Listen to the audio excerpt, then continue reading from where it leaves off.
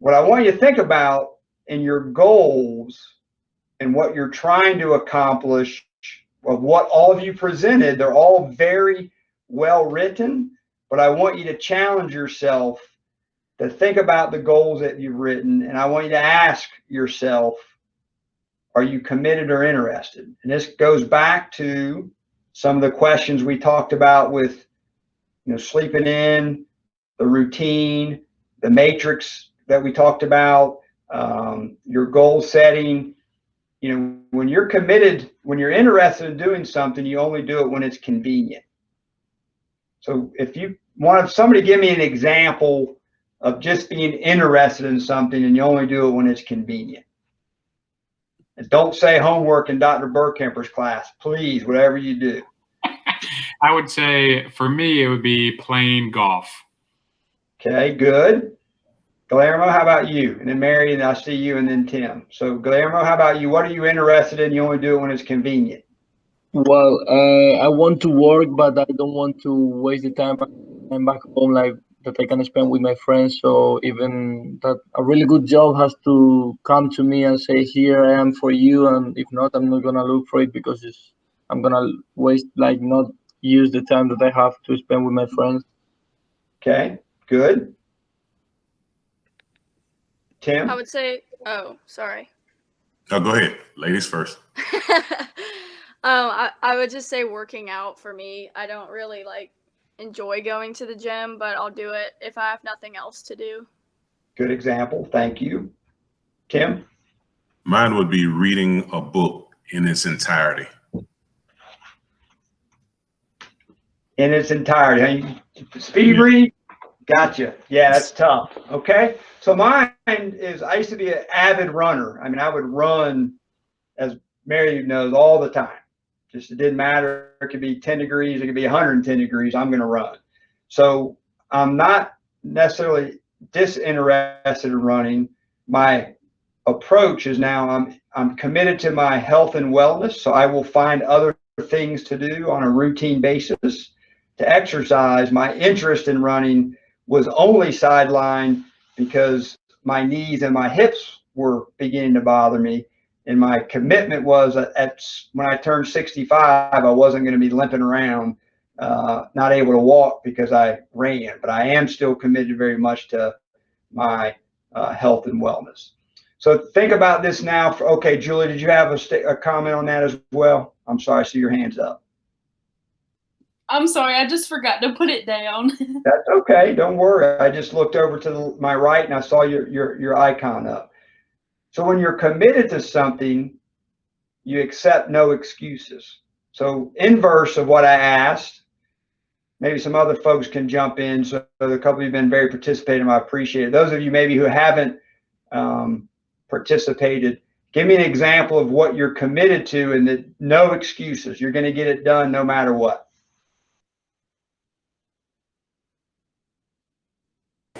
One thing that I'm committed. Oh, I didn't realize other people raised their hand.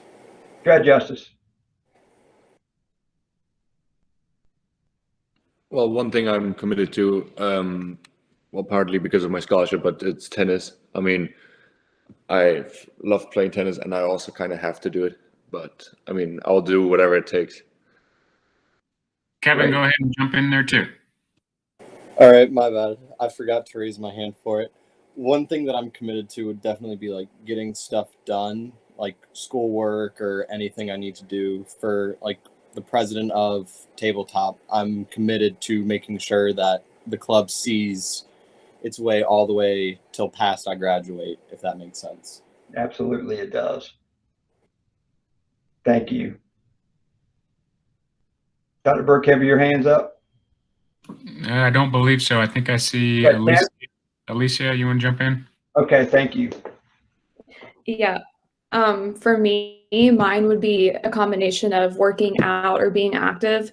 So I take working out very seriously. And if I don't have time to go to the gym or get a full lift in, then I make sure I do something active, whether it's something like outside, riding a bicycle or going hiking or just doing something I can every day to be active.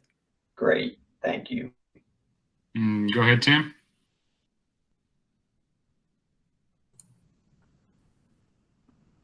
Repeat that question again because I was writing. I apologize. No, that's fine. Your hand was up. So the question was, on inverse of what we talked about of being interested when it's convenient, what's an example of being committed to something and no matter what, it's going to happen. There's no excuses. Oh, it would have to be me graduating, regardless of how tired I am and how much home responsibility I have. I got to do it. I'm determined. Absolutely. That's a good example. And again, commitment is the one quality above all others that enables success. We have to be committed. And I think at the end of the day, you have to choose what your committed is, what your why is, whatever's driving you, whether it's tennis, whether it's your academics, whether you're a senior and you need to get a job. But the goals that you're working on and the things that you've written to get into this cohort, I really want you to say to yourselves, one is those goals, following the SMART acronym.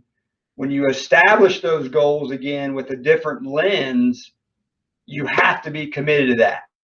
And the funny thing about life is, gang, it will wear you down.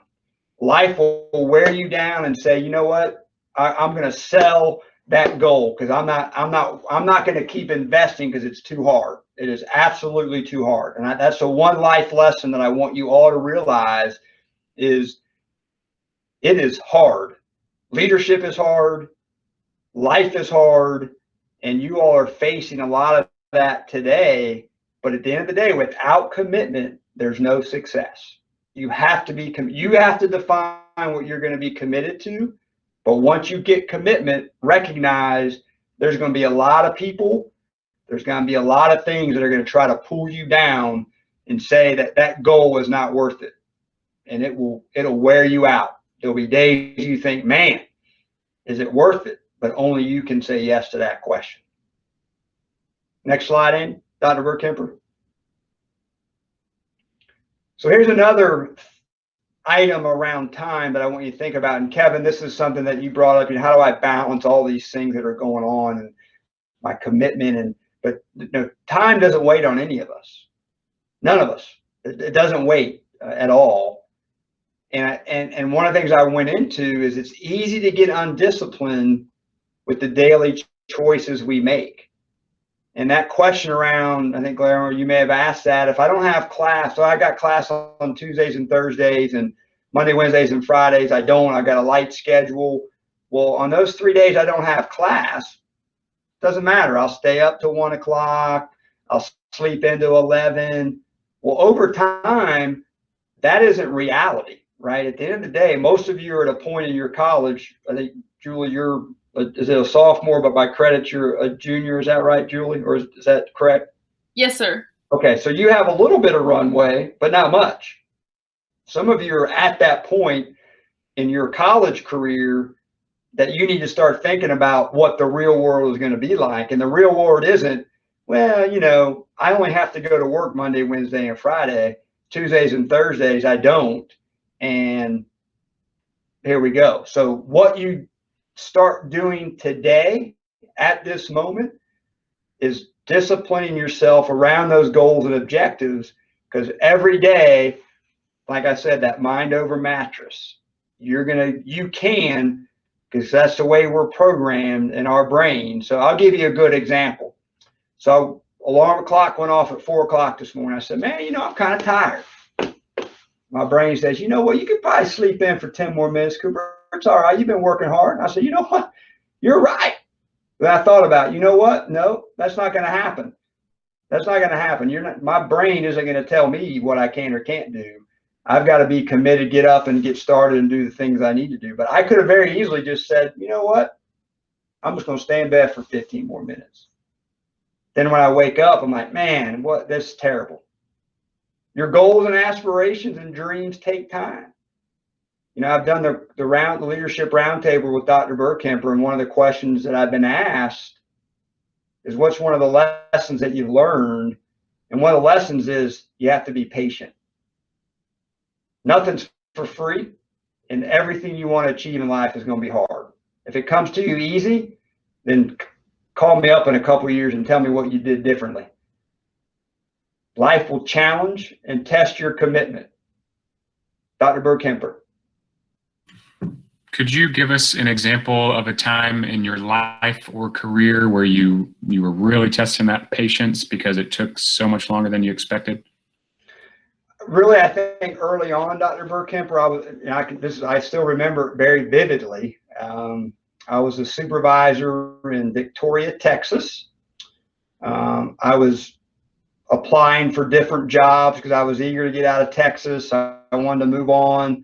I felt like I was ready for the next level of leadership. And my boss came to me and they said, point blank, do not apply for any more jobs. We will let you know when you're ready and we will promote you when you're ready. And I said, but I'm ready. They said, we don't think you're ready. And I could have very easily got upset and left the company, and who knows what would have happened. But instead, I trusted my leader. I was patient. And like 3 months later, we moved to Milesburg, Pennsylvania, and things really took off for me from there. But I had to trust the process and I had to be patient. That's one example from a work perspective. And then I think from a activity or exercise perspective, I was really pushing hard to do these trail runs, and I wanted to get these 3 qualifying runs so I could get out to Utah and run these trail races. And I was in Alabama. I was training hard. I was really working. And then boom, I had an injury, and it's really sidelined me since then. And I wasn't patient. I probably should have put less road time in and more stretching and things like that. But my impatience, I think, also created some health issues for me. Those would be 2 good examples, Andy, where I think that dreams and aspirations and goals take time, and we need to be patient.